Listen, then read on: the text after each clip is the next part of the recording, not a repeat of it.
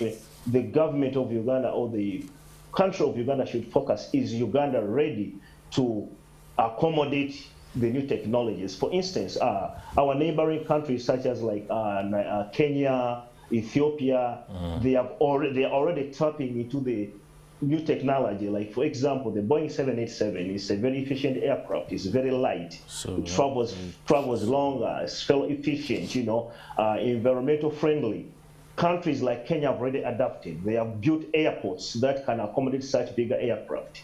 They have streamlined, you know, their airports, you know, immigration system, cargo handling services to merge with the booming industry that is also up to date with new technologies. So what Uganda needs to focus on really is, okay, as the industry grows, as we get better aircraft, as we incorporate computer science, Uganda should start thinking about things like the skilled labor. Do we have the skilled labor that we can use, you know, to tap into the emerging technology in the aerospace industry? Our airports, do we have airports big enough to accommodate bigger aircraft? Do we have hubs that can support repairs? For instance, the craft is in Uganda and something breaks. Does Uganda have the hub? So the government should focus on improving airport infrastructure, you know, streamlining the process,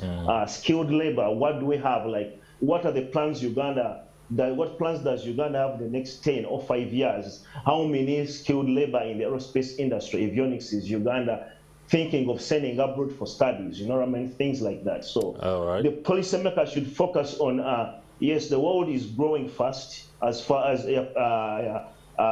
airlines or the general aerospace is concerned. Now, Uganda is not, I'm not expecting Uganda to be there that quick, but I'm expecting countries like Uganda to start preparing themselves. Because, for instance, if we expect the number of travelers to increase in the airport in the country in the next couple of years, are you going to stick with the small airport you have, or you should be planning on expanding the airport?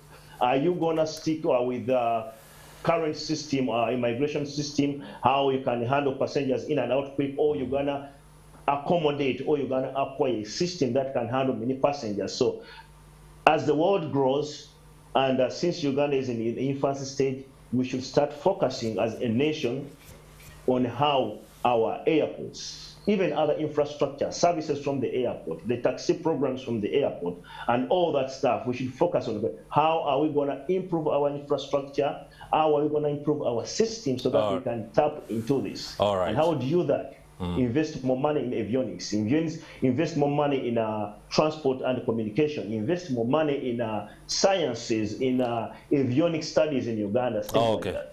All right, thank you very much. That's a very interesting perspective, Engineer Mugomba Lwasa. I'll be returning to you shortly because I am reliably informed that you came up with a groundbreaking development for Boeing. I do not know what that was, but of course I'm looking forward to hearing from you very shortly. But allow me a return to Faridah Ashaba, and well, we're going to have to follow up on some dynamics that he has just spoken about. The fact that the industry across the world is presenting new opportunities that Uganda needs to tap into. We've already laid ground for this, government, other sector players, and we are seeing improvements at AT International Airport. We are seeing developments of new airports as a result of the oil question. We need those who want that money to be able to reach Uganda and land safely in other places other than Entebbe.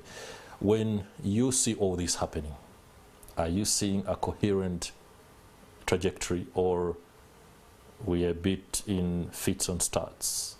I don't want to think like that, but your view is important. I would say it's a bit too early to judge. Because the airline is fairly new, and I think we are just getting around it currently. And also we have this problem whereby like the Ugandans need to trust. Yeah, sure. Yeah, so we have that thing whereby we don't have Ugandans, we don't trust the state to handle matters aviation as perfectly as they ought to. Yes, and then also there is that thing whereby, like, this is a national airline, but you do not have so much trust in it as of yet. So you find Ugandans would rather fly other airlines rather than flying Ugandan Airlines. So there is still that kind of marketing that needs to be done, whereby Ugandans need to rely on the national airline and know that it's going to deliver, because if we don't do it, no one else is going to do it. No one is going to do it. And before we expect so much, before we expect more aircrafts and all of that, we need to first utilize the aircrafts that are available on ground right now, because it wouldn't make sense to overblow it and then we have all these airlines and no one is using them. No one is using them. All these aircrafts will just sit on ground and dust off and then more repairs. So we need to build that relationship, that gap. We need to bridge that gap between the airline and then the customers, the target group, the customers. How do we bridge that? How do we bring that trust? Not only even for the airline, but also the airport services and everything. One thing I realized recently, I started up something where I give a bit of travel tips for people, first time travelers and all of that. And I've realized that most Ugandans don't know basic travel tips, like reach the airport 2 hours before your intended time.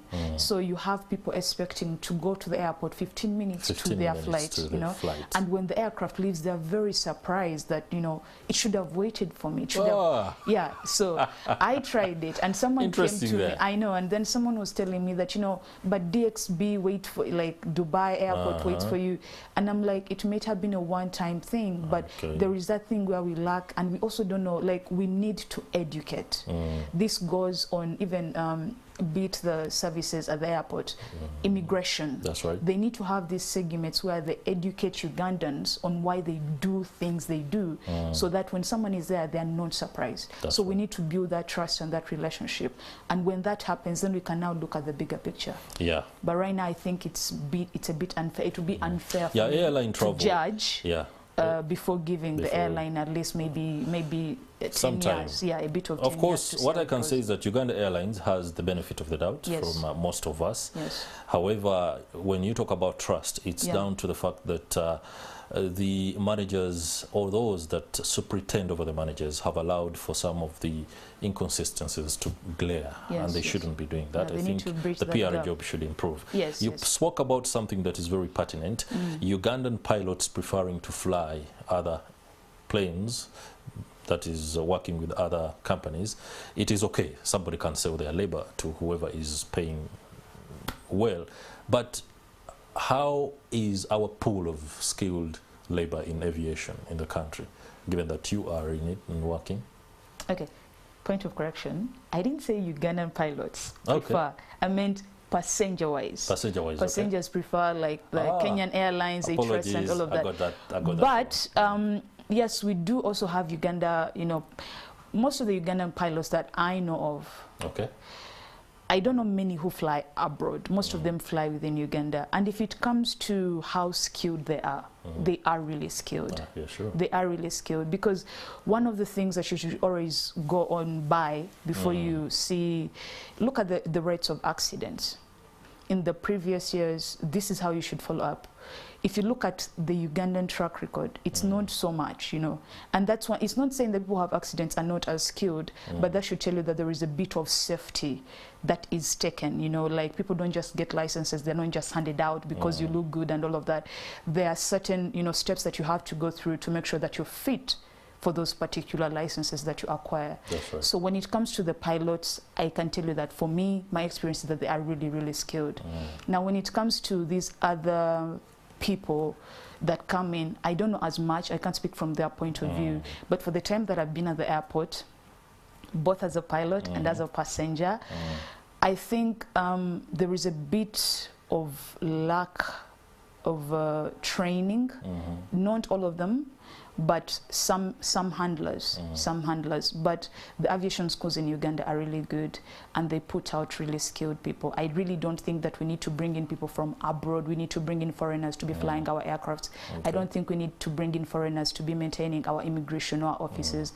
I believe Ugandans are very, very capable, and they're doing a very great job. We just need to have trust in them and confidence. It goes back again to trust and confidence. Okay. Yes. Talking about confidence, our very own Ugandan, Mugomba Lwasa, we're speaking to, is an engineer at Boeing. Now, the Boeing 515 is something of a miracle when it comes to an average band from Butaleja figuring out how it does its magic. I'm told that you have been at a great scientific breakthrough for Boeing. Engineer Lwasa, take us through what this breakthrough is, and maybe Uganda as a country can, in a few months' time, benefit from your expertise. Yeah, so basically, thank you so much, and thank you, Pilot Agaba, for the submission you made. That's pretty wonderful. And now regarding my breakthrough, so basically you'll be surprised that I made this breakthrough a couple of years ago as a young boy, right from college. You know, my first job as an engineer, I was based in Seattle, Washington, in the Everett, Washington facility. By then, I was hired as a propulsion scientist. By then, I was, a junior engineer, and I came in as a propulsion scientist. And after I had worked for 5 years, I was in the right place, in the right time, in the right department. I was looking for technologies to improve on the 787. By then, Boeing was going through a phase where they are trying to shift from the generic materials like aluminum, titanium, to start exploring into the new technologies like composite structures.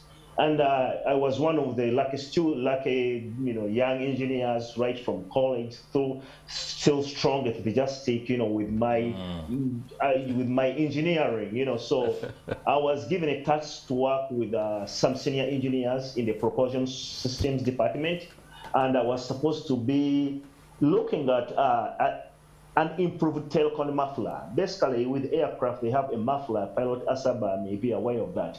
This is the very last part of the aircraft that helps with, auxiliary power unit. It supplies electricity, and then, when the engine starts, that particular, unit is switched off. So I was tasked with improving a muffler. They had existing mufflers, some people call them exhausts on the car. They had existing mufflers, but those mufflers could not hold up higher temperatures. Now I understand. You are lost, eh?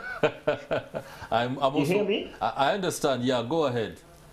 Let me know. I'm going to try to be as basic as I can, because I know most of the guys on this platform and also engineers. I'm going to be as simplistic as I can. So basically, I was given a task and I was doing my regular job, and we tried several iterations on several design concepts. And it took a couple of months. I had done several concepts, and I realized that I was not making any big through. But then I paid attention to details. Whenever I would run some of those parts at high temperatures, they would come out backward, And I was like, what do I mean by buckling? Like when you hit material at high temperature, or everything at high temperature, it changes the shape, So when I looked at the final shape after hitting the parts, I realized that the metals were following a pattern that was consistent. So I just came up with a brilliant idea. Okay, why don't I tell some of my designers to make parts that are already buckled? In the sense, I made a part that was already pre-buckled. That means if you heated it, it didn't have any other way of deforming. So that was the breakthrough. And then the other thing I did, I was like, okay, we have a muffler that doesn't have any I'll call it rooms for a layman's language, but in reality they're called buffers. And I realized that if you want to reduce noise in a muffler, have some chambers. Like you see, have you seen the honeycomb? A honeycomb structure has chambers. And because it has chambers, it has the ability to attenuate noise or to reduce noise. So there were two breakthroughs actually. I came up with an idea and a muffler that was very noise efficient and that could also stand high temperatures. But the funny thing about it, I was doing it as a regular job. I did not know that I was coming out with an idea that I'd never seen before. After I did my work, I made my submissions to my principal engineer, and he came back to me a couple of weeks later. Hey, Ronald, do you know that you've just made a breakthrough in technology that we've never been able to go through? Wow. And I was like, what does that mean? I was like, he was like, well, we're gonna apply a patent. They put a patent in my names. Hey, you're a great guy. No, it's the grace of God, because I was positioned in the right department in the right time. At the right so time. Anyway, to summarize, if you ever fly in the 787, or if you ever see the 787 on an airport, the very last part on that aircraft is my invention. So it's a part proudly made by a Ugandan who grew up in Uganda, who was born in Uganda. And one of the things that I feel proud of every time I'm at the airport, let's say I'm in Schiphol in Amsterdam, let's say I'm in Kenya or Ethiopia or America, and I see the 787 land or take off. Once I see that part, there is that chill I have in my body. I'm like, wow, I was part of this great machine that is flying, Congratulations, Engineer Lwasa Mugomba. I must say, I'm very proud, and I'm sure everyone that is listening to you is very proud of the fact that you are part of that groundbreaking, breakthrough, like you said. Congratulations again on that. Let me return to studio. We are running out of time very fast.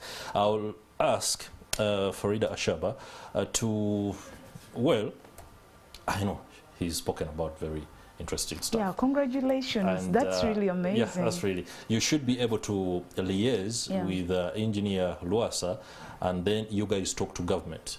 Because if he is able to come up with that, then I know the knowledge sharing opportunities he has with the people here who are running aviation schools is something that we can, of course, take on. I'll give you the last word on this conversation, because I have to transition very quickly to our man on the ground to give us an update on traffic and everything else. The aviation industry and tourism. Uganda is increasingly looking at tourism as the next ticket to the frontier of economic transformation. How big are we? I'm excited about this, honestly, because I'm very much into tourism. And I've always been wanting to see how I merge the two, aviation and tourism. I feel like there has been a lack of gap there. If you look at our neighbors, if you look at maybe Tanzania, if you look at Kenya, their tourism is thriving mainly because of their aviation space. So tourists don't have to spend a lot of time on ground.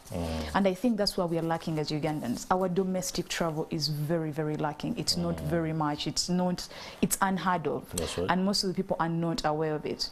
And when you try to bridge that gap, which is one of the challenges that excited me when I started this business that I'm in, is a lot of pushback that I was getting, because Ugandans were like, who's going to fly? I'm like, no, Ugandans, you can reach that level whereby you want to go to the village for Christmas, just get on an aircraft, fly there, come back. You don't have to spend 5 hours on ground just to go and have Christmas. And it is something that can be done. It seems so out of there. So when you look at the aviation space, this is what we want. Sorry, at the tourism space, this is what we want. Most of the tourism has been done on ground.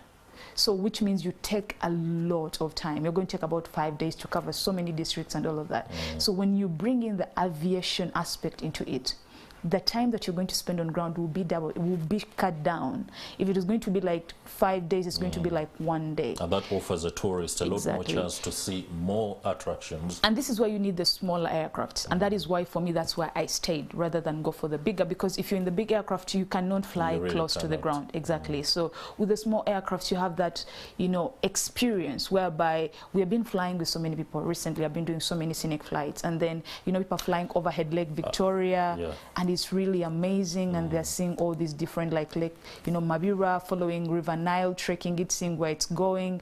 So I believe there is that gap that needs to be bridged when it comes to tourism and aviation, and I'm excited to see how far it will go. All right, I'm personally excited to have spoken to you guys, Captain Faridah Ashaba, pilot and businesswoman, as well as a structural engineer with Boeing, Mugomba Lwasa there. Very exciting stuff that you are up to.